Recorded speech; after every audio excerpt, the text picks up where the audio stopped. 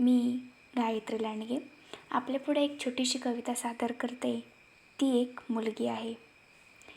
एक मुलगी होती, स्वाभिमानी, कर्तृत्ववान, भाग्यशाली. तिला होती शिकण्याची इच्छा. शिकली, मोठी झाली, जॉब करू लागली. त्यातही ती एक अष्टपैलू निघाली. एक दिवस असा आला, जे नाही ते आरोप तिच्यावर करू लागले.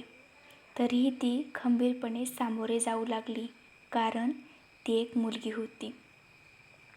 घाबरण्यातली, डगमगण्यातली नाही, तर हिमतीने सामोरे जाणाऱ्यातली होती.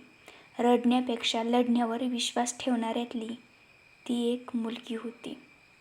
मुलगी होती म्हणून वाईट आरोप करू लागले.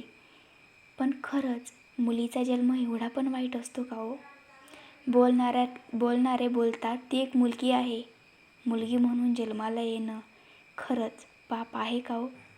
पण अजूनही ती खंबीरपणे लढते, कारण ती एक मुलगी आहे, एक घरातली लक्ष्मी आहे. धन्यवाद.